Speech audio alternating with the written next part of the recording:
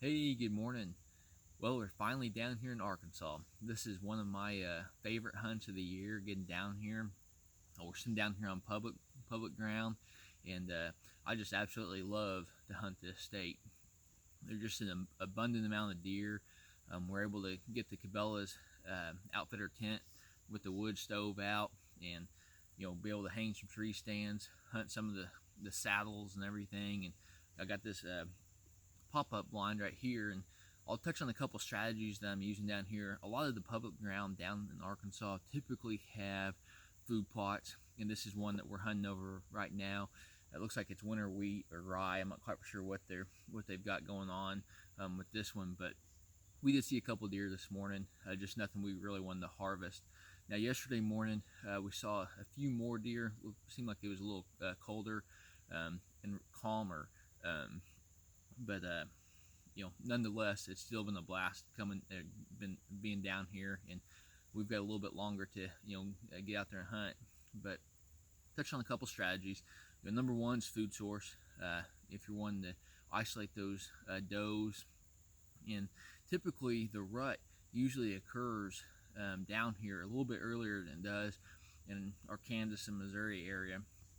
I'm not for sure what that is, or but it seems like when I get the colder days, or we get the colder days down here, those bucks are starting to do a little more chasing, or at least hanging out with those does. So we're looking forward to maybe getting a little cooler weather here in the next couple of days.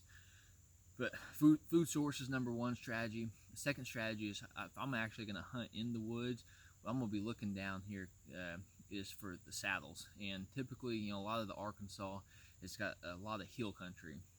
And there's a ton of YouTube videos out there you guys check out for, like on saddles and benches and everything like that. But what I typically look for when it comes to a saddle is 2 points on the topo map there.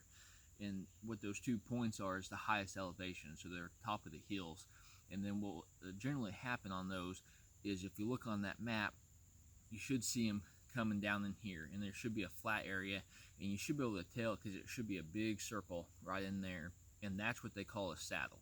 So what those deer will do is they'll work on both sides of those ridges, or on top of the on both sides of the hills there, in through there, and then back in through there on the other side. And what that does is it pretty much creates a natural funnel.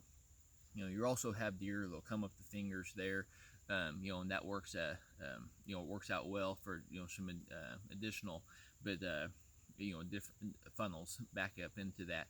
But that saddle right there is the areas that I typically isolate, and those things work out really good for seeing a large amount of deer. Especially on these public land areas. I mean, this thing is, I'm not sure how many acres this particular piece is, but it's big. There's a lot of deer. One great thing about the state of Arkansas is, there's a lot of deer. There may not be that many big mature bucks, the hunt, but nonetheless, I mean, you're able to get down here in this state and actually see a ton of deer, enjoy your hunt. And I just have a blast down here in the state. But we'll move on to the Browning trail camera, and like always, hopefully you guys are getting out there in nature some, and best of luck on your upcoming week.